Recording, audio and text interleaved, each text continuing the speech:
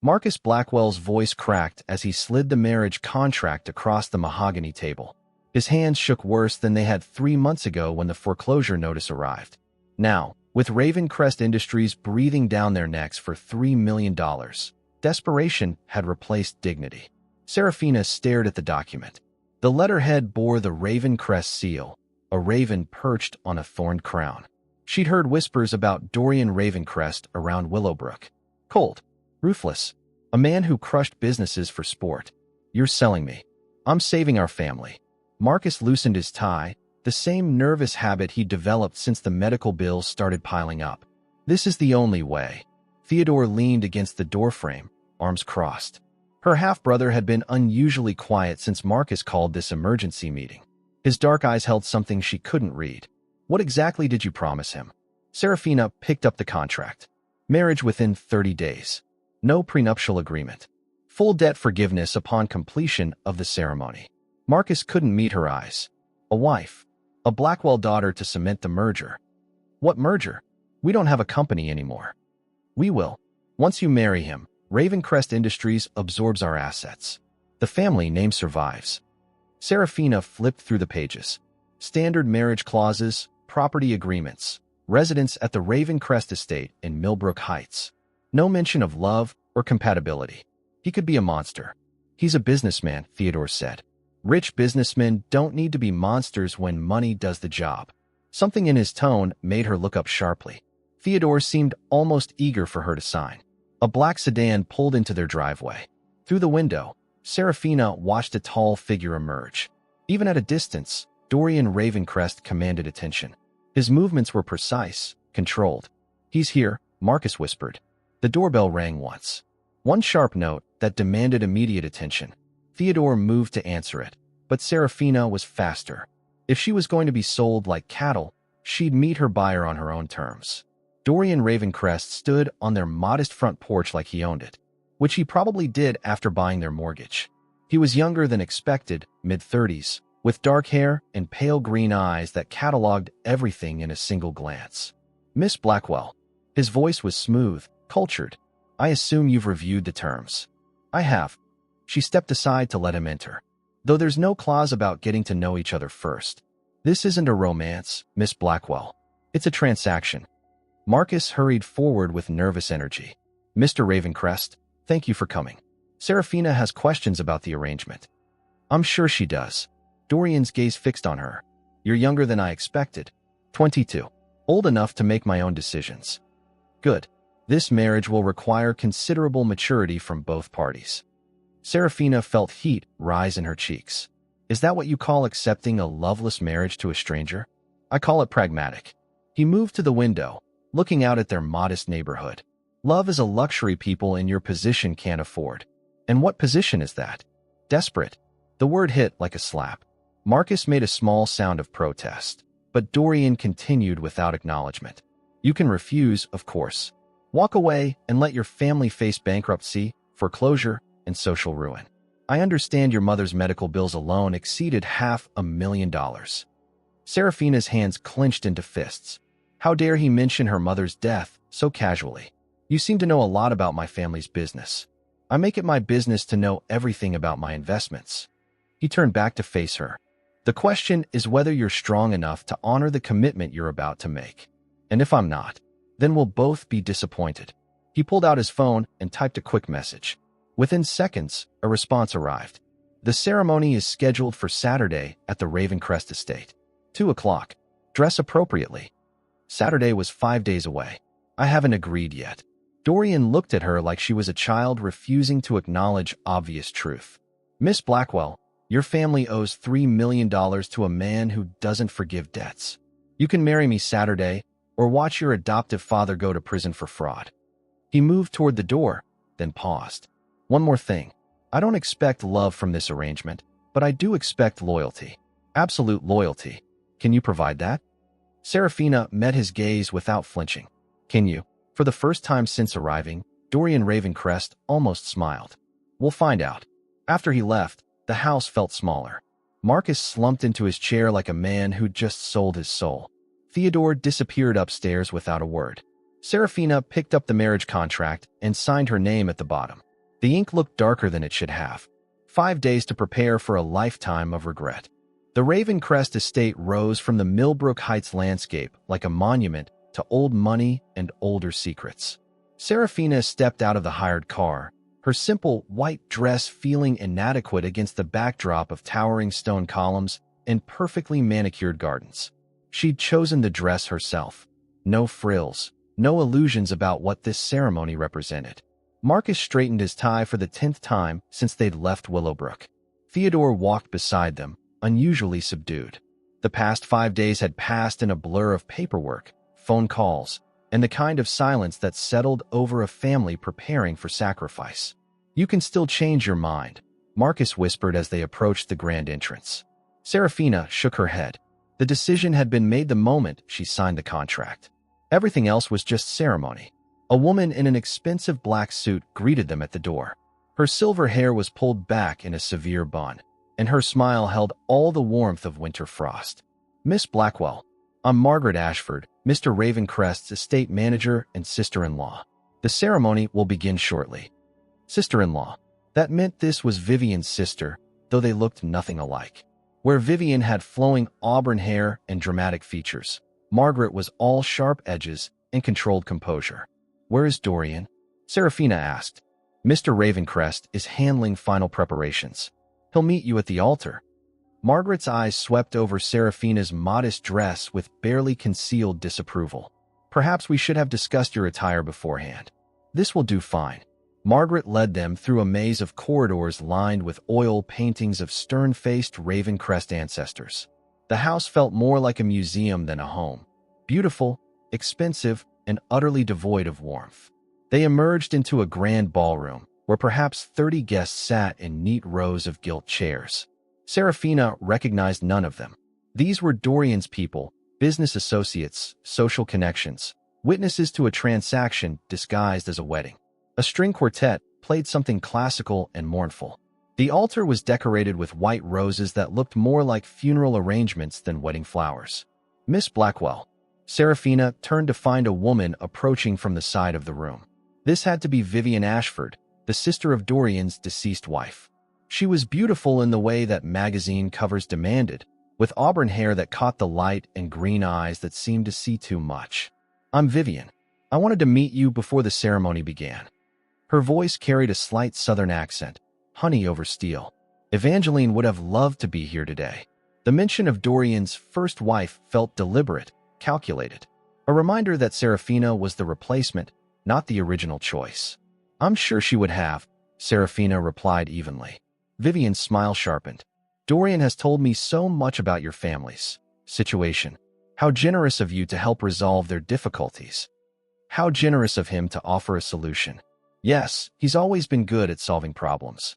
Vivian leaned closer, her voice dropping to a whisper. "Though some problems have a way of creating new ones, don't they?" Before Serafina could respond, the music changed. The wedding march began, though it sounded more like a dirge in the echoing ballroom. Marcus offered his arm. "Ready?" No, she would never be ready for this. But ready wasn't required. They walked down the aisle between rows of strangers. At the altar, a minister waited with a Bible and the kind of practiced smile that suggested he'd officiated many loveless marriages for the wealthy. Dorian stood beside him in a charcoal gray suit that probably cost more than her family's monthly rent. He watched her approach with the same calculating expression he'd worn in their living room 5 days ago. When she reached the altar, Marcus placed her hand in Dorian's. His skin was warm, calloused in places that suggested he did more than sit behind a desk all day. The touch sent an unexpected jolt through her system. "Dearly beloved," the minister began, "we are gathered here today to witness the union of Dorian Ravencrest and Serafina Blackwell in holy matrimony." The words washed over her like background noise. She found herself studying Dorian's face instead. Up close, she could see the faint lines around his eyes, the small scar on his left temple. He wasn't conventionally handsome, but there was something compelling about the sharp angles of his features. "Do you, Dorian Ravencrest, take Serafina Blackwell to be your lawfully wedded wife?" "I do." His voice carried easily through the ballroom, confident and clear. "Do you, Serafina Blackwell, take Dorian Ravencrest to be your lawfully wedded husband?" The moment stretched. 30 pairs of eyes watched her. Marcus held his breath. Theodore shifted uncomfortably.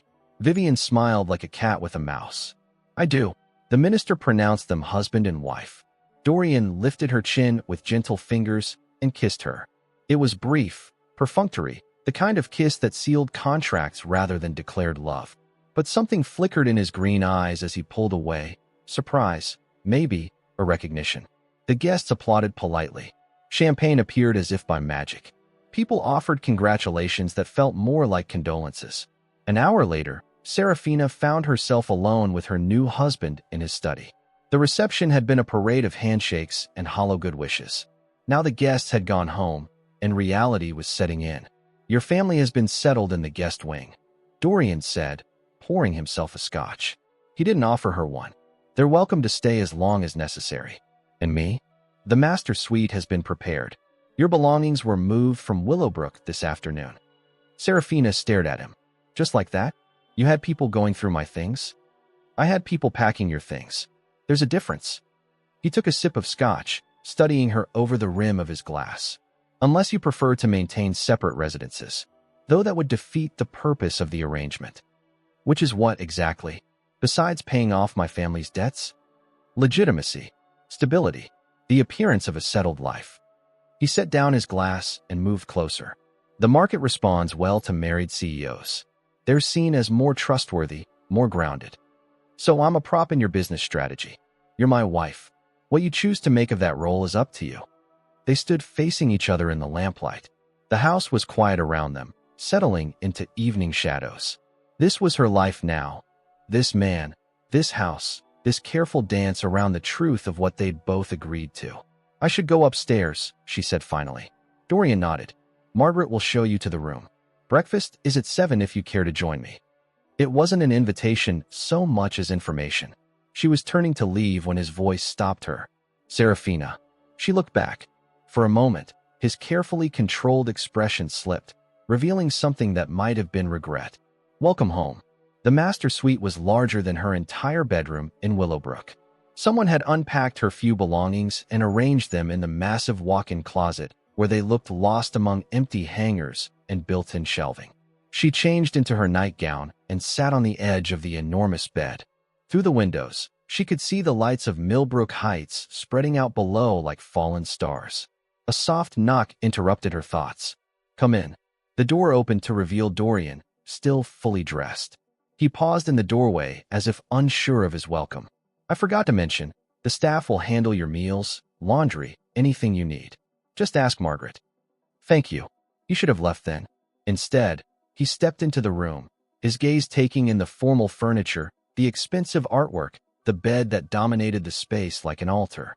This was Evangeline's room, he said quietly.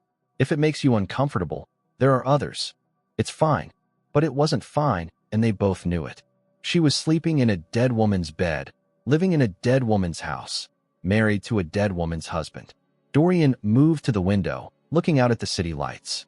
In profile, his face was harsh, unforgiving. But when he turned back to her, something in his expression had softened. I know this isn't what you wanted for your life. Is it what you wanted for yours? I stopped wanting things a long time ago. It's easier that way. He moved toward the door, then paused with his hand on the frame. Good night, Serafina. Good night. After he left, she lay in the dark listening to the house breathe around her. Somewhere in the distance, a clock chimed midnight. Her wedding day was over. Tomorrow, she would have to figure out how to be Mrs. Dorian Ravencrest. Serafina woke to sunlight streaming through curtains she hadn't closed. The master suite looked different in daylight, less imposing, but somehow more foreign. She checked the antique clock on the nightstand. 8:30. She'd missed breakfast. After showering in a bathroom larger than most people's bedrooms, she dressed in jeans and a sweater, clothes that felt rebellious in a house where everything was pressed and polished to perfection. The hallways were a maze of oil paintings and Persian rugs.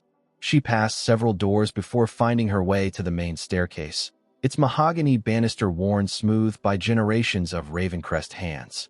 Mrs. Ravencrest? Margaret appeared as if summoned, her gray hair already perfectly arranged despite the early hour. Mr. Ravencrest left for the office an hour ago. Shall I prepare breakfast? Mrs. Ravencrest. The name felt like wearing someone else's clothes. Just coffee, please. I'd like to explore the house first. Margaret's eyebrows rose slightly. Of course. The East Wing contains the library and conservatory. The West Wing houses the guest quarters where your family is staying. The gardens are accessible through the solarium. A guided tour wasn't what Serafina had in mind, but Margaret seemed determined to provide one anyway. The library was impressive, floor-to-ceiling shelves filled with leather-bound volumes that looked more decorative than readable. Serafina pulled one randomly from the shelf. A first edition of Pride and Prejudice, inscribed to "My dearest Evangeline" in flowing script. That was Mrs. Ravencrest's favorite, Margaret said quietly. The first Mrs. Ravencrest. Yes. Margaret's tone suggested the correction was unnecessary. She spent many hours in this room. Reading, writing letters, planning charity events. Serafina replaced the book carefully. What happened to her? I'm sorry. How did she die?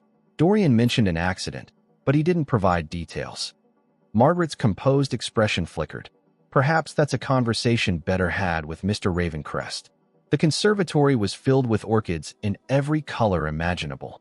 Their exotic beauty felt somehow wrong in this climate, forcing tropical blooms to survive in artificial conditions. Evangeline's garden, Margaret said, though Serafina hadn't asked. Mr. Ravencrest maintains it exactly as she left it, a shrine to a dead wife. Serafina touched one of the orchid petals, surprised by its papery texture. Beautiful from a distance, brittle up close. The solarium led to the gardens proper, acres of manicured lawns, rose beds, and walking paths that curved around ornamental fountains. It was beautiful in the way that money could make anything beautiful, but it felt more like a park than a place where people actually lived. Serafina was sitting on a stone bench near the rose garden when she heard voices from the terrace above. She recognized Vivian's honey-smooth accent immediately. She's nothing like Evangeline. Of course she isn't. Dorian's voice carried clearly in the morning air. That was rather the point. Darling, you can't honestly tell me you're satisfied with this arrangement. That little mouse won't last 6 months in this family. Vivian. There was warning in Dorian's tone. I'm only thinking of your happiness. Evangeline would want you to find someone worthy of the Ravencrest name. Someone who understands our world. Serafina stood quietly and moved closer to the house, using the landscaping to stay hidden. My marriage is not up for discussion. Your marriage is a business transaction. We both know it. The question is whether you're getting your money's worth. A pause. When Dorian spoke again, his voice was lower, harder to catch.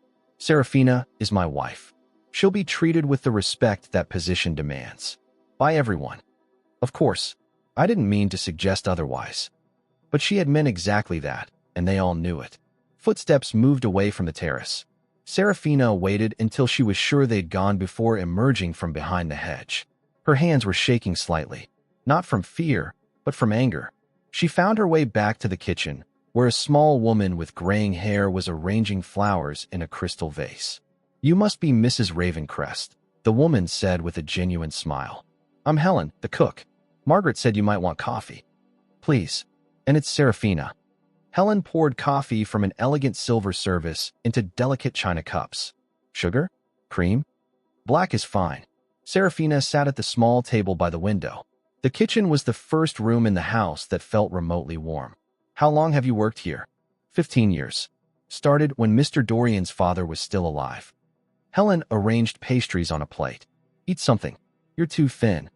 It was the kind of maternal command Serafina remembered from her adoptive mother. She took a croissant to be polite. What was he like? Dorian's father? Hard man. Brilliant, but hard. Mr. Dorian takes after him in some ways. Helen lowered her voice conspiratorially.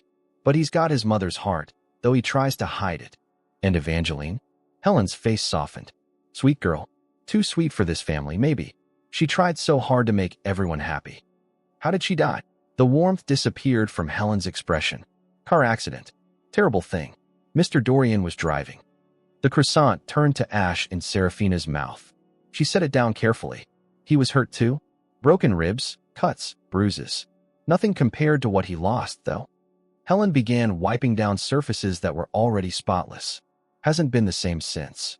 Mrs. Ravencrest? Margaret appeared in the doorway. Your brother is asking for you. He's in the guest wing. Serafina found Theodore pacing the sitting room of what could generously be called a small apartment. The guest wing was luxurious by normal standards, but felt cramped after seeing the rest of the house. "This place is insane," he said without preamble. "Do you know they have 7 bathrooms? 7. For one house." "How's Marcus?" "Relieved. Guilty, but relieved." Theodore stopped pacing and looked at her directly. "Are you okay? You look like I've been sold to a stranger." "Because I have." "Sarah."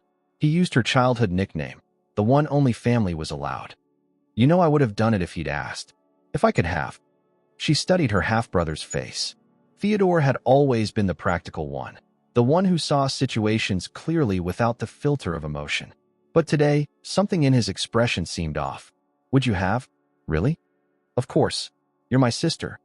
But he looked away when he said it, and Serafina felt a chill that had nothing to do with the morning air. That evening, she dressed carefully for dinner. A simple black dress that she hoped struck the right balance between appropriate and defiant. The dining room could have seated 20, but only 2 places were set at one end of the massive table. Dorian was already seated when she arrived, wearing a navy suit that probably cost more than her entire wardrobe. He stood when she entered, an old-fashioned courtesy that surprised her. "I apologize for missing breakfast," he said as she took her seat. "Early meeting with investors in New York. Helen took good care of me." A server appeared with the first course, something elegant involving seafood and microgreens. Serafina had grown up on casseroles and takeout. This felt like dining in a restaurant where she couldn't afford the menu. "I spoke with Vivian this morning," Dorian said after they'd eaten in silence for several minutes. "I know. I heard." His fork paused halfway to his mouth. "You heard? I was in the garden. Sound carries from the terrace." Dorian set down his fork and studied her face. "What exactly did you hear?" "Enough to know that your sister-in-law doesn't approve of your choice in wives. Vivian's opinions are her own. They don't reflect the feelings of this household." "Don't they?" Serafina met his gaze across the polished expanse of table. She seemed pretty confident that you'd agree with her assessment. Then she was mistaken. The server returned to clear their plates and bring the next course. Beef Wellington with roasted vegetables arranged like artwork on bone china plates. "Helen told me about the accident," Serafina said quietly. "About Evangeline." Dorian's hands stilled on his silverware. "What about it?" "That you were driving." For a long moment, he didn't respond. When he finally looked up, his green eyes held something that might have been pain. "Is that a problem for you?" "Should it be?" "That depends on whether you believe in guilt by association." Serafina considered this. "I believe in judging people by their actions, not their tragedies." Something shifted in his expression, surprise, maybe, or the first hint of respect. "Evangeline wanted to go to the theater that night. I was tired, distracted by work. I should have called a driver." His voice was steady, but his knuckles were white where he gripped his wine glass. "Instead, I drove. Ice on the road, an oncoming truck, a split second of bad judgment. She died 3 hours later in the hospital." "I'm sorry. Are you? Or are you wondering what kind of man you've married?" Serafina set down her fork. "I'm wondering what kind of man carries that much guilt for something that wasn't his fault." Dorian stared at her for a long moment. Then, slowly, some of the tension left his shoulders. Vivian would disagree with that assessment. Vivian wasn't there. No, she wasn't. They finished dinner in a different kind of silence, less hostile, more contemplative. When the meal ended, Dorian walked her to the foot of the grand staircase. "Thank you," he said simply. "For what?" "For listening without judgment." Serafina nodded and started up the stairs. She was halfway to the landing when his voice stopped her. "Serafina?" She turned back. "Sleep well." It was a small kindness, but in this house of careful politeness and hidden agendas, small kindnesses felt like victory. 3 days into her new life, Serafina was beginning to understand the rhythms of the Ravencrest household. Dorian left before dawn and returned after dark. Margaret ran the staff with military precision. Vivian visited daily, always bringing flowers or small gifts that felt more like territorial markings than gestures of friendship. The phone call from Theodore came Tuesday morning while she was attempting to read in the library. "I need to see you," he said without preamble. "Can you meet me at the old house?" The old house. Their childhood home in Willowbrook, now sitting empty while the bank decided what to do with it. "Why there?" "Because there are things you need to know." Things about our family that Marcus never told you. An hour later, Serafina stood in the driveway of the house where she'd grown up. The for sale sign looked like a tombstone marking the death of everything familiar. Theodore was waiting on the front porch, smoking a cigarette with shaking hands. "Since when do you smoke?" "Since last week." He took a long drag and exhaled slowly. "Stress, you know." She studied her half-brother's face. Theodore had always been thin, but now he looked gaunt. Dark circles shadowed his eyes, and his clothes hung loose on his frame. "Are you sleeping?" "Sleep's overrated." He flicked the cigarette away and pulled out a key. "Come on. There's something I need to show you." The house felt hollow without furniture, their footsteps echoing off bare walls. Theodore led her upstairs to Marcus's study, where cardboard boxes lined the walls like coffins. "Dad's been packing his papers. Bank stuff, mostly, but I found some other things." Theodore opened one of the boxes and pulled out a manila folder. "Your adoption papers." Serafina frowned. "I've seen those before." "Have you read them?" "Really read them?" She took the folder and flipped through the familiar documents. Birth certificate, court orders, medical records. Nothing she hadn't seen before, except, wait. She stopped at a page near the back. A hospital record from 22 years ago, listing her birth mother as Isabella Whitmore. But there was something else. A notation in the margin, handwritten in faded ink. Twin sister reported deceased 1978. Patient refused disclosure of paternal identity. Twin sister. Serafina looked up at Theodore. "My mother had a twin." "Keep reading." The next page was a photocopy of an old newspaper clipping. The headline read, "Local woman dies in house fire."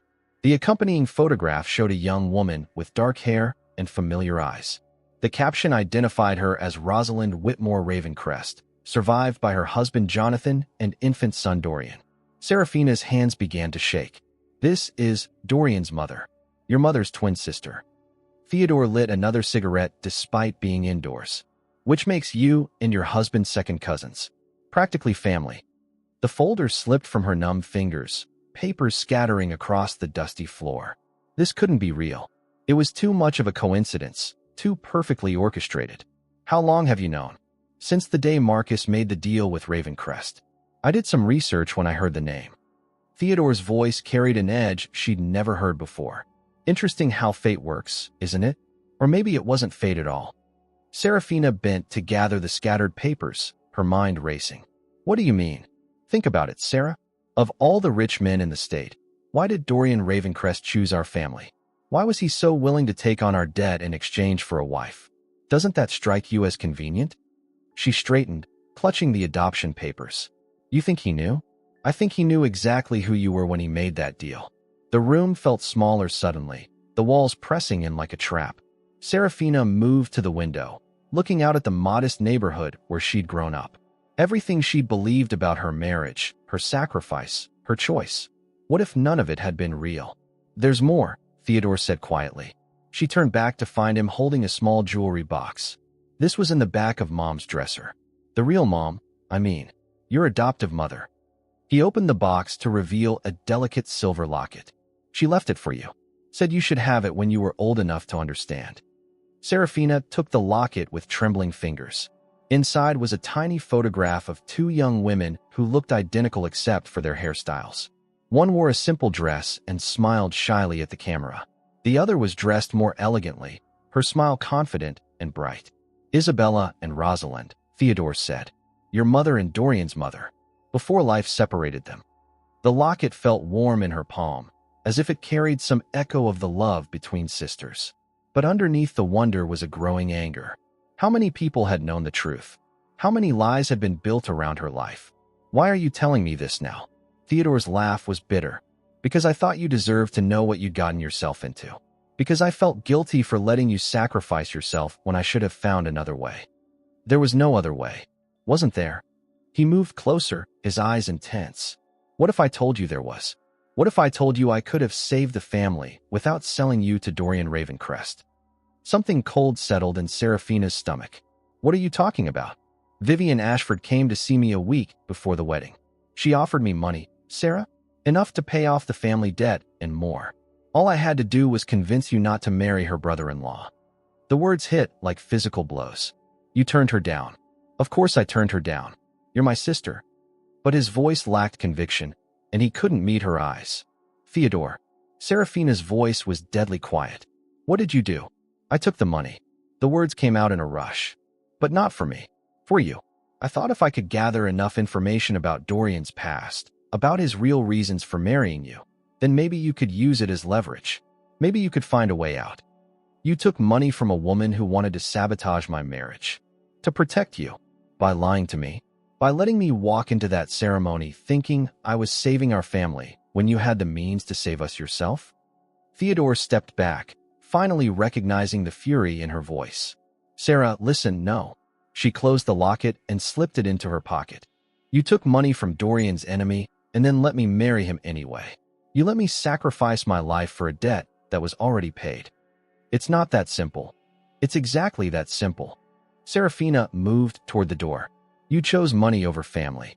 You chose deception over truth. And you let me pay the price for your choices. Where are you going? She paused in the doorway. To find out what else everyone's been lying about. The drive back to Millbrook Heights gave her time to think, to process the implications of what she'd learned. By the time she reached the Ravencrest estate, her anger had crystallized into something harder and more dangerous: determination. She found Dorian in his study, reviewing contracts with the same focused intensity she was beginning to recognize as his default state. He looked up when she entered, and something in her expression made him set aside his papers. We need to talk, she said. About what? Serafina pulled out the locket and set it on his desk. About Isabella and Rosalind Whitmore. About why you really married me. Dorian stared at the locket for a long moment. When he finally looked up, his green eyes held no surprise, only resignation. How long have you known? She asked. Since the day I first saw your file. The resemblance to my mother was unmistakable. He opened the locket, studying the photograph inside. Isabella was 19 when this was taken. My mother was already married to my father. And you said nothing. What would have been the point? It doesn't change anything. It changes everything. Serafina moved closer to the desk. It means this whole arrangement was based on a lie. You didn't choose me at random. You chose me because I'm family. I chose you because you needed help and I needed a wife. The family connection was convenient. Convenient. She laughed, but there was no humor in it. Like buying a racehorse with good bloodlines. Dorian stood, moving around the desk to face her. You think I manipulated you? That I somehow orchestrated your family's financial problems? Did you? No. His voice was flat, final.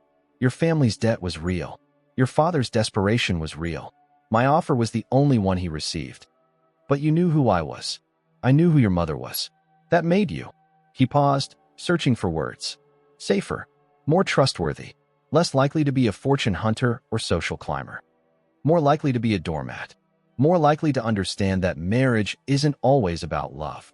They stood facing each other across the expensive carpet, two people bound by contracts and lies and blood they'd never known they shared. There's something else, Serafina said quietly. Theodore took money from Vivian. She offered to pay our family's debt if he could convince me not to marry you.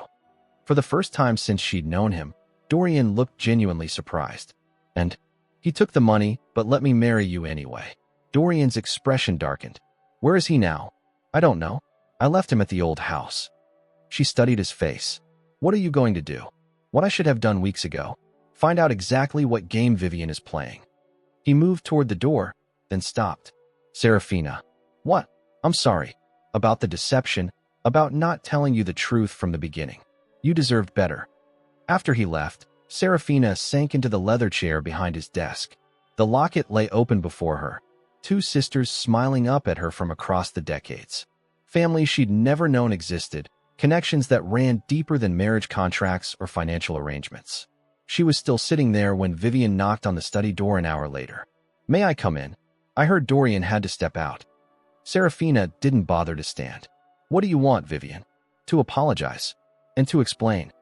Vivian closed the door behind her and moved to the chair across from the desk. Theodore told you about our arrangement. You mean your attempt to bribe my brother into sabotaging my marriage? I was trying to save you from making a terrible mistake. By paying my family's debt yourself? How generous. Vivian's perfectly composed mask slipped slightly.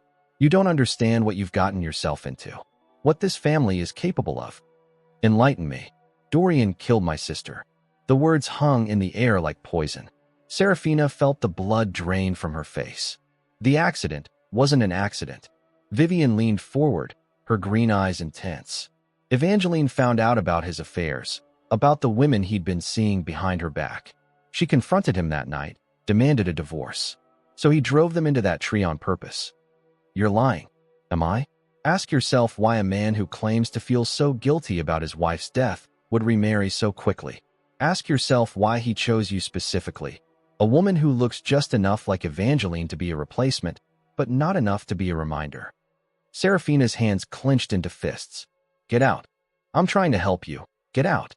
Vivian stood gracefully, smoothing her skirt. When you're ready to hear the truth, call me. Before it's too late. After she left, Serafina sat alone in the gathering darkness, staring at the photograph of two sisters who'd been separated by life and death and secrets too dangerous to speak aloud. Outside, thunder rolled across the sky, and the first drops of rain began to fall. Serafina didn't sleep that night. She lay in Evangeline's bed, staring at the ceiling while rain hammered the windows and Vivian's accusations echoed in her mind. By dawn, exhaustion had given way to a strange clarity. She needed answers, and she knew where to find them. The Millbrook Heights Police Department was a modest brick building that looked out of place among the gleaming corporate towers. Serafina walked through the glass doors at 9 o'clock sharp, her hands steady despite the coffee she'd been unable to drink. I'd like to see the accident report for Evangeline Ravencrest, she told the desk sergeant. From 5 years ago. The officer, a middle-aged woman with kind eyes, looked up from her computer. Are you family? I'm her husband's wife. Current wife. The words felt strange in her mouth. I'll need to see some ID. Serafina handed over her driver's license, which still bore her maiden name. The officer looked from the license to her face and back again. The report's public record, she said finally. But it'll take a few minutes to pull from archives. 20 minutes later, Serafina sat in a small conference room reading the most important document of her marriage. The accident report was thorough, clinical, devastating in its attention to detail. Vehicle speed, estimated 45 miles per hour in a 35 miles per hour zone. Road conditions, icy. Weather, freezing rain. Driver impairment, negative for alcohol and drugs.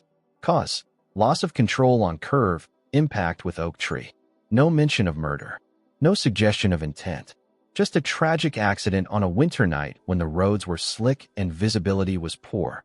She photographed every page with her phone, then drove to the address listed as the accident site. The curve on Millbrook Heights Boulevard was sharp, marked now with reflective guardrails that hadn't been there 5 years ago. A small memorial garden occupied the space where the oak tree had stood, planted with white roses and a simple granite stone, in memory of Evangeline, beloved daughter and wife. Serafina stood in the memorial garden for a long time, trying to imagine that night. A couple arguing, distracted driving, a moment of inattention on dangerous roads. It could have happened to anyone. Her phone buzzed. A text from Dorian. Home for lunch. Need to talk. She drove back to the estate with more questions than answers. The accident report contradicted Vivian's story, but that didn't necessarily make it true. Rich families had ways of burying inconvenient facts, of making murder look like accident and scandal disappear into legal files. Dorian was waiting in the solarium when she arrived, standing among Evangeline's orchids with his hands clasped behind his back. He'd changed from his business suit into jeans and a white shirt that made his dark hair look almost black. "Where were you this morning?" he asked without turning around. "Reading about your first wife's death." He turned then, his green eyes unreadable. "And what did you learn?" "That the police found no evidence of foul play. That you were injured in the crash. That the road conditions were hazardous." She moved closer, studying his face for any tell, any crack in his composure. "That everything Vivian told me yesterday was a lie." "Most of it, yes. Most of it." Dorian moved to the windows, looking out at the gardens where maintenance workers were trimming hedges into perfect geometric shapes. "Evangeline and I were arguing that night. She'd found evidence of something she thought was an affair, receipts for jewelry, hotel charges, suspicious phone calls. She demanded explanations I couldn't give. "Because you were having an affair?" Because I was planning to surprise her for our anniversary. The jewelry was her gift. The hotel was where I'd booked our celebration dinner. The phone calls were to the jeweler, the hotel staff, the florist. His voice was steady, but she could hear the pain underneath. She died thinking I'd betrayed her, and I never got the chance to explain. Serafina felt something tight in her chest loosen slightly. Why couldn't you tell her the truth that night? Pride. Stubbornness. I thought she should trust me without explanations. He turned back to face her. I was wrong about many things that night. They stood among the orchids in silence, two people learning to navigate the dangerous territory between truth and trust. There's something else, Dorian said finally. About Theodore. Serafina's stomach clenched. What about him? I found him last night. He was waiting in the parking garage at Ravencrest Industries with a gun. The blood drained from her face. A gun. Security disarmed him before he could use it. He's been charged with attempted assault, criminal trespass, weapons violations. Dorian's voice was carefully neutral. He's in custody. Oh God. Serafina sank into one of the white wicker chairs. Was he trying to kill me? That's what the police think. What I think is that he was trying to force a confrontation. He was high, Serafina. Cocaine, probably other things. Barely coherent. Theodore doesn't use drugs. Theodore took $50,000 from Vivian Ashford 3 weeks ago. Money has a way of changing people's habits. $50,000. Enough to pay off the family debt twice over. Enough to save everyone without sacrificing anyone. And Theodore had let her marry Dorian anyway. Where is he now? Millbrook County Jail. Bail hearing is set for tomorrow morning. Serafina closed her eyes, trying to process the magnitude of her brother's betrayal. The drugs, the gun, the lies upon lies that had brought them all to this point. I have to see him. That's not advisable. He's my brother. He's a drug addict who tried to kill your husband. Dorian's voice hardened. And before you ask, no, I won't be dropping the charges. She looked up at him sharply. Even if I ask you to? Especially if you ask me to. They stared at each other across the conservatory, the orchids blooming around them like exotic witnesses to a marriage that kept revealing new depths of complication. Why? She asked finally. Because Theodore made his choices, and now he has to live with the consequences. Because letting him off easy won't help him get clean. And because I won't have my wife threatened by her own family. My wife. The possessiveness in his voice surprised her, sent an unwelcome warmth through her chest. You sound like you actually care what happens to me. I do care. He moved closer, close enough that she could smell his cologne, see the faint scar on his temple. More than I expected to. More than I planned. The admission hung between them like a bridge neither was sure they should cross. Serafina found herself standing, moving toward him without conscious decision. Dorian, the solarium door burst open. Vivian swept in wearing a scarlet dress and an expression of carefully orchestrated distress. Dorian, thank God you're here. I just heard about Theodore. She stopped short when she saw Serafina. Oh, I didn't realize you were both here. What do you want, Vivian? Dorian's voice was cold. I wanted to apologize. For yesterday, for everything. I should never have interfered in your marriage. She moved closer, her green eyes bright with unshed tears. I was wrong to try to come between you and Serafina. Yes, you were. It's just that I worry about you. About this family. We've already lost so much. She glanced meaningfully at the orchids. I couldn't bear to see you hurt again. Serafina watched the performance with growing anger. Vivian's concern was as artificial as the flowers in a funeral arrangement, beautiful and empty. Your concern is noted, Dorian said. And unwelcome. Vivian's mask slipped for just a moment, revealing something sharp and hungry underneath. I see. Well, perhaps it's time I stopped meddling in family affairs. She turned to leave, then paused. Oh, Serafina, that locket you were wearing yesterday, it's lovely. So unusual. I don't suppose it's a family heirloom? The question seemed casual, but there was something predatory in Vivian's gaze that made Serafina's skin crawl. Something like that. Wonderful. Family history is so important, don't you think? Especially when it reveals such interesting connections. After she left, the solarium felt smaller somehow, contaminated by her presence. She knows, Serafina said quietly. Knows what? About the locket. About my mother and yours being sisters. She's planning something. Dorian was quiet for a long moment. studying the orchids with the same intensity he brought to business contracts. Then we'll have to be ready for her. That evening, they had dinner in the smaller dining room, a more intimate space that seated only 8 instead of 20. The conversation was careful, polite, dancing around the dangerous subjects that had defined their day. I spoke with your father, Dorian said over the wine course. He sends his love and his apologies. For selling me? For not protecting you better? For letting Theodore make choices that put you in danger? Serafina nodded, not trusting her voice. Marcus had been a good father, but the debt had broken something in him, made him capable of sacrifices he would never have considered before. Will you help him? Financially, I mean. Once all this is over. Of course. He's family now. Family. The word seemed to carry more weight each time one of them said it. After dinner, they walked through the gardens in the fading light. The roses were blooming despite the recent rain, their petals heavy with moisture and sweet with evening fragrance. Serafina. Dorian stopped beside the fountain where water trickled over carved stone cherubs. There's something I need to tell you. About us. She turned to face him, her heart suddenly racing. What about us?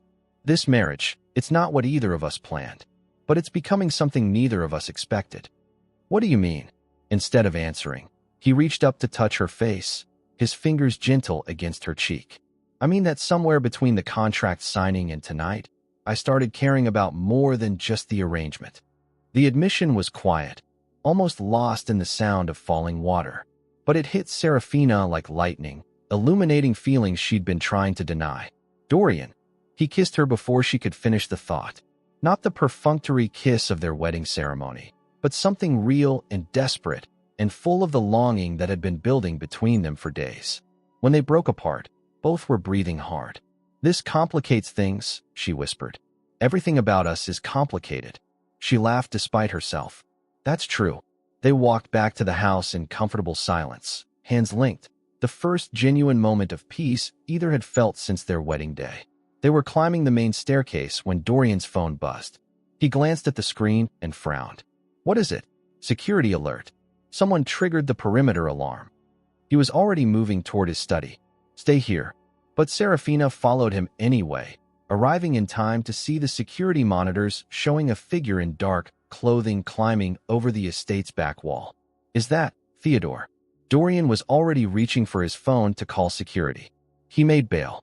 On the screen, Theodore stumbled across the lawn toward the house, moving with the jerky determination of someone still under the influence of whatever had driven him to pull a gun on his sister's husband. He's coming here for me, Serafina said. Over my dead body. The words proved prophetic. 5 minutes later, they heard the sound of breaking glass from the solarium. The sound of shattering glass echoed through the house like a gunshot. Dorian grabbed Serafina's arm, pulling her away from the study windows. Call security, he ordered, pressing his phone into her hands. Tell them we have an intruder in the solarium. What are you going to do? Stop him before he hurts someone. Dorian was already moving toward the door when Theodore's voice rang through the house, raw and desperate. Sarah, I know you're here. We need to talk. Serafina followed Dorian down the hallway, her heart pounding. Through the glass doors leading to the solarium, she could see Theodore standing among the scattered orchids, his clothes torn and dirty, his face gaunt with whatever chemicals were coursing through his system. Theodore, stop, she called out.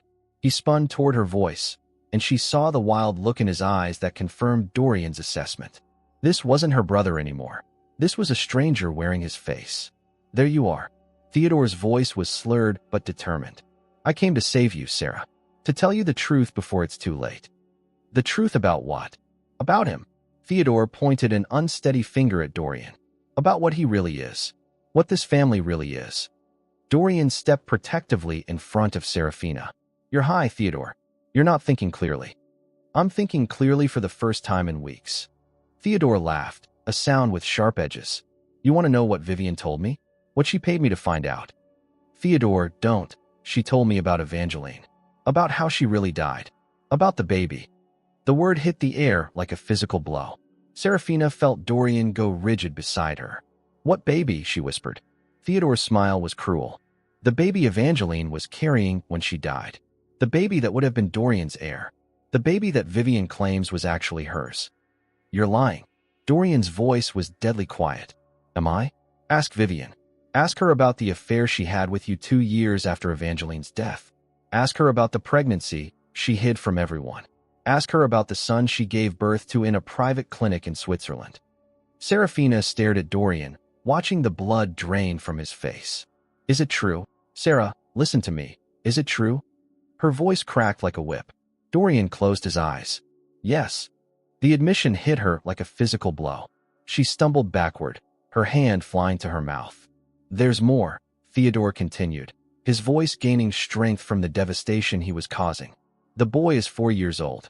His name is Alexander, and Vivian's been using him as leverage ever since. Leverage for what? To control Dorian. To make him do what she wants. To make him marry who she wants. Theodore's laugh was bitter. You think you were chosen because of your bloodline? You were chosen because Vivian knew exactly how to manipulate you both. Serafina felt the world tilting around her. She knew about the family connection. She's the one who told Dorian about it. She's the one who suggested he marry Isabella's daughter to legitimize his position in the family business. She's been pulling the strings from the beginning. That's enough. Dorian's voice cut through the accusations like a blade. Vivian used you, Theodore. She fed you lies and drugs and money to destroy my marriage. Did she? Or did she just tell me the truth you were too cowardly to share? Security arrived then, 2 men in dark suits who moved with professional efficiency. But Theodore was already backing toward the broken window, his message delivered. Ask him about the trust fund, Sarah.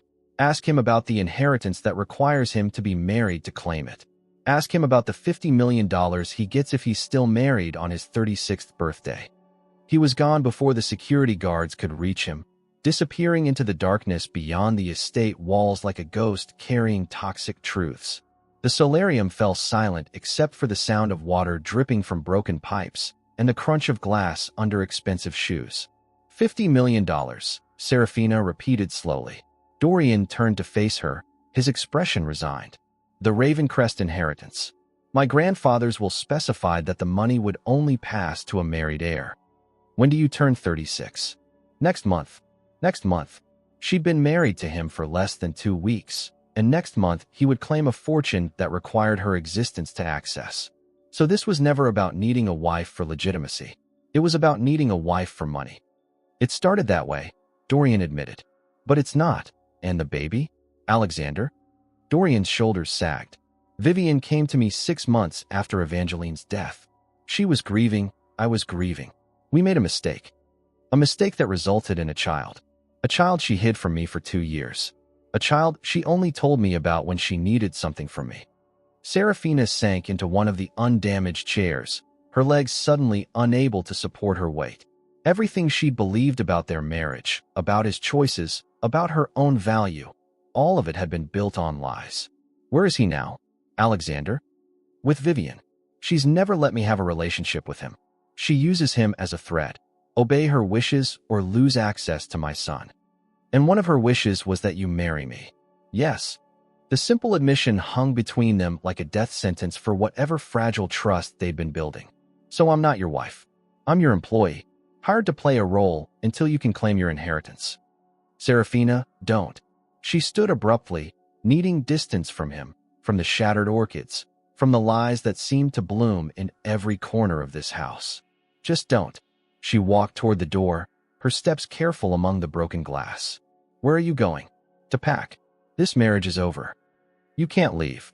She turned back, seeing him clearly for the first time since their wedding day. Not a grieving widower or a lonely businessman, but a man who'd been willing to sacrifice her freedom for his financial security. Watch me. The contract can be voided for fraud, and this whole arrangement has been fraudulent from the beginning. She left him standing among the ruins of Evangeline's garden, surrounded by the broken remains of everything beautiful and false that had defined their brief marriage. Upstairs, she packed quickly, throwing clothes into the same suitcase she'd brought from Willowbrook 2 weeks ago. The life she'd built here, tentative, complicated, but real, collapsed as easily as it had been constructed. She was closing the suitcase when she heard footsteps in the hallway. Not Dorian's measured stride, but something lighter, more predatory. Leaving so soon. Vivian stood in the doorway, perfectly composed despite the chaos downstairs. I'm disappointed. I thought you'd fight harder for what's yours. Nothing here is mine, isn't it? The locket you wear belonged to your mother. The blood in your veins connects you to this family. The husband you're abandoning is your second cousin. Vivian stepped into the room, her smile sharp. You belong here, Serafina, whether you like it or not. I belong wherever I choose to belong. How wonderfully naive. Let me explain how this works. Vivian's voice dropped to a whisper. You can leave tonight, dissolve the marriage, walk away from all of this. But Dorian will still claim his inheritance, and I will still control his access to his son. That's between you and him, is it? Because the inheritance comes with conditions. Marriage is only the first requirement. The second is producing an heir within 5 years of claiming the money. Serafina's blood turned to ice. What are you saying? I'm saying that if you leave, Dorian will need to find another wife, another woman to bear his children, another family to destroy for the sake of Ravencrest ambition. Vivian's smile widened. Unless, of course, you'd prefer to stay and ensure that no other innocent woman suffers your fate. The trap closed around Serafina with the soft click of expensive locks. Leave and condemn another woman to this deception. Stay and remain trapped in a marriage built on lies. What do you want from me? Nothing you haven't already given. Your presence, your compliance, your silence. Vivian moved toward the door. Welcome to the family, dear. I think you're going to fit in perfectly. After she left, Serafina sat on the edge of the bed, staring at her packed suitcase. Outside, thunder rolled across the sky, and the first drops of a new storm began to fall against the windows. She was still sitting there when Dorian knocked softly on the door an hour later. May I come in? She didn't answer, but she didn't tell him to leave either. He entered quietly, taking in the packed suitcase, her defeated posture, the resignation in her eyes. Vivian talked to you. She explained the rules of the game. What game? Serafina looked up at him. This man she'd married without love and was learning to leave without trust. The one where everyone wins except me. The morning brought news that shattered what remained of Serafina's world. Vivian stood in the mansion's grand foyer, perfectly composed in a cream-colored suit, holding a small boy's hand. The child had dark hair and familiar green eyes, Dorian's eyes, and clutched a toy dinosaur against his chest. I'd like you both to meet Alexander, Vivian announced as Dorian descended the staircase. Your son, Dorian, and your stepson, Serafina. Serafina watched Dorian's face transform. The careful control he wore like armor cracked, revealing something raw and desperate. He knelt to the child's level, his hands shaking. Hello, Alexander. The boy looked at him with solemn curiosity. Are you my daddy? Yes. The word came out broken. I am. Alexander considered this gravely, then held out his dinosaur. This is Rex. He's very fierce. He looks at. Dorian's voice was thick with emotion he couldn't hide. Serafina felt her heart breaking for reasons she couldn't name. This child was innocent, caught in the crossfire of adult ambitions and ancient grudges. How lovely, she managed. What brings you both here, Vivian? Vivian's smile was predatory. I have wonderful news. I've decided to move back into the estate. Alexander needs to be closer to his father, and I need to be closer to family. This isn't your home anymore, Dorian said, standing. Isn't it? I'm the mother of your son. That makes me family. Vivian's voice carried a steel edge beneath the honey. Unless you'd prefer I take Alexander back to Switzerland. Permanently. The threat hung in the air like poison. Dorian's jaw tightened, but he said nothing. I'll have Margaret prepare the West Wing, he said finally. Wonderful. Oh, and there's one more thing. Vivian pulled an envelope from her purse. A gift for Serafina. Serafina took the envelope with trembling fingers. Inside was a single photograph. Theodore, unconscious in what looked like a hospital bed, machines surrounding him. What is this? Your brother overdosed last night. Cocaine, heroin, whatever else he could find to numb the guilt. Vivian's voice was conversational, discussing the weather. He's in intensive care at Millbrook General. Touch and go, according to the doctors. The photograph slipped from Serafina's numb fingers. Is he alive? For now. Amazing how quickly addiction can take hold, isn't it? Especially when someone provides unlimited access to the finest drugs money can buy. You did this. The accusation came out as a whisper. I provided opportunities. Theodore made his own choices. Vivian picked up the photograph and tucked it back into her purse. Just as you'll make yours. That afternoon, Serafina sat beside Theodore's hospital bed, watching machines breathe for her brother. His face was gray, hollow, aged a decade in the weeks since their family had collapsed. The doctors say he might not wake up, Marcus said from the chair beside her. Her adoptive father looked older too, crushed by the weight of watching his children destroy themselves. Even if he does, the damage to his organs. This is my fault. Serafina's voice was hollow. I should have seen what was happening. Should have protected him. This is Vivian's fault. And mine, for making the deal that started all of this. They sat in silence, listening to the steady beep of monitors and the whisper of ventilators. Sarah. Theodore's voice was barely audible, his eyes fluttering open. You came. Of course I came. She leaned closer, taking his cold hand. Don't try to talk. Save your strength. No. Have to tell you. His grip tightened weakly. The money. Vivian. Not what you think. What do you mean? She didn't pay me to sabotage your marriage. She paid me to ensure it happened. Each word was an effort. Wanted you tied to Dorian. Permanent. Serafina's blood turned to ice. Why? Insurance. You leave, Dorian finds another wife. Another threat to her control. Theodore's eyes were urgent, pleading. She needs you trapped. Needs him trapped. The baby, Alexander. Not the only one. Theodore's grip was weakening. She's pregnant again. Claims it's Dorian's. Due in 6 months. The room spun around Serafina. Another child. Another chain binding Dorian to Vivian's will. It's not true, she whispered. Medical records. In my jacket. Proof she's lying about the father. Theodore's eyes were closing again. Blood test. DNA. She's been planning this for years. His hand went limp in hers as unconsciousness reclaimed him. Serafina found Theodore's jacket in the hospital's personal effects storage. Hidden in the inner pocket was a manila folder containing medical documents, DNA test results, blood work reports. She read them with growing understanding and rage. Vivian was pregnant, but the baby wasn't Dorian's. The blood tests proved impossible paternity, different blood types, genetic markers that couldn't align. But the timestamps on the documents revealed something else. Vivian had been planning this deception for months, setting up false medical records, bribing doctors, constructing an elaborate lie. There were other documents too. Financial records showing payments to drug dealers, blackmail material on hospital staff, even photographs of Theodore's first meeting with Vivian's suppliers. She'd orchestrated everything.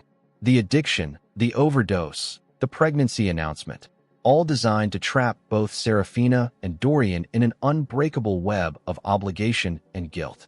That evening, Serafina returned to the estate to find Dorian playing with Alexander in the garden. The sight should have been touching, father and son finally meeting, building the relationship that had been stolen from them. Instead, all she could see were the invisible chains binding them all to Vivian's will. We need to talk, she told Dorian as Alexander chased fireflies across the lawn. About what? She handed him the folder. About the truth. Dorian read the documents in silence, his expression growing darker with each page. When he finished, he looked up at her with something that might have been hope. This proves that we've all been dancing to Vivian's tune from the beginning. Serafina sat beside him on the garden bench. The question is what we're going to do about it.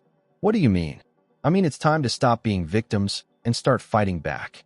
Above them, Alexander's laughter rang through the garden as he caught his first firefly, its light glowing between his small hands like captured starlight. Daddy, look. I caught one. Dorian smiled at his son, but his eyes remained fixed on Serafina. What did you have in mind? Something Vivian won't see coming. Something that breaks her control over both of us, permanently. The firefly pulsed in Alexander's hands, alive and beautiful and free. Tell me, Dorian said quietly. As the sun set over Millbrook Heights, Serafina began to outline a plan that would either save them all or destroy everything they had left to lose.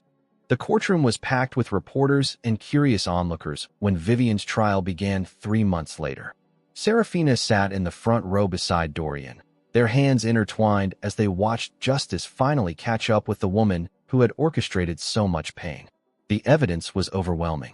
Theodore's hidden documents, combined with additional investigation, had revealed a web of fraud, blackmail, drug trafficking, and conspiracy that stretched back years. Vivian had manipulated medical records, bribed officials, and systematically destroyed lives to maintain her stranglehold on the Ravencrest family. The defendant used her position of trust to exploit vulnerable individuals, the prosecutor declared during closing arguments. She preyed on grief, addiction, and family bonds to serve her own selfish purposes. When the guilty verdict was read, Vivian maintained her composure to the end. But as the bailiff led her away in handcuffs, she caught Seraphina's eye and smiled, a final act of defiance that held no power anymore.